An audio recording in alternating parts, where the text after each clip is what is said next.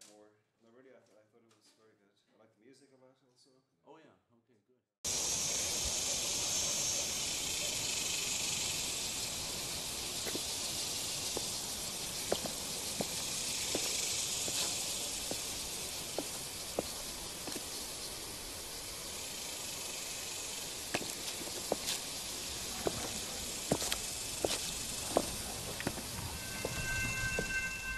What inspired you to make Houston? It's a long story. I mean, I started writing the script, I think 5 years ago, so it was a very long process.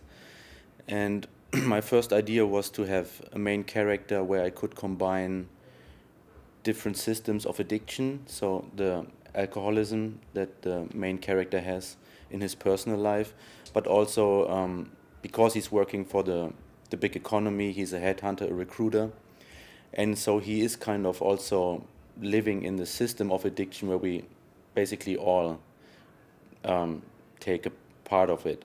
And so this was my first idea, to have this character who has this alcoholism addiction which mirrors the bigger addiction, and he's a big part of it since he's working in the system.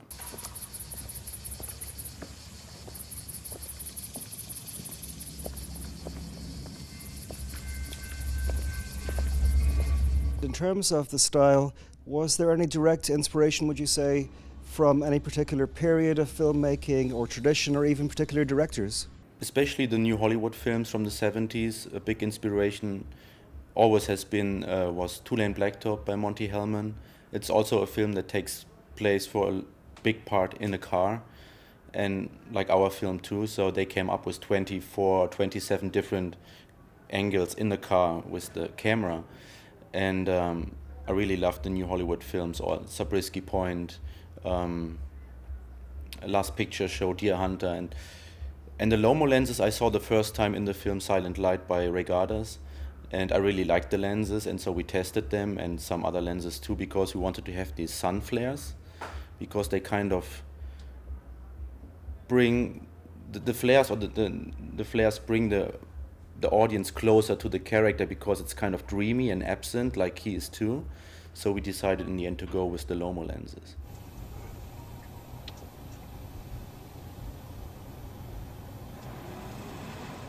Is it fair to say that it's a kind of trippy film? There's one scene towards the end where the main character is driving, and it's pretty much psychedelic, and the music is by Michael Rutter from Neu. It is trippy, and it becomes more and more trippy as longer as the film goes on. And this was also what we were going for, that also this brings the audience closer to the character, because we just experience what he's going through. And when I talked to Michael the first time, I said, look, we want to have 2 noise songs in the film. We have Hallo Gallo and Weissensee, but I also want you to compose new stuff with the old equipment that you have, because he just stored it for 40 years in a basement, and he all took it out and did new stuff. And this is also an inspiration from the 70s, 60s, 70s, this trippy films, and this was really always in the script already, that on his way out he loses more and more grip, and so this was kind of our method to show what's going on with him.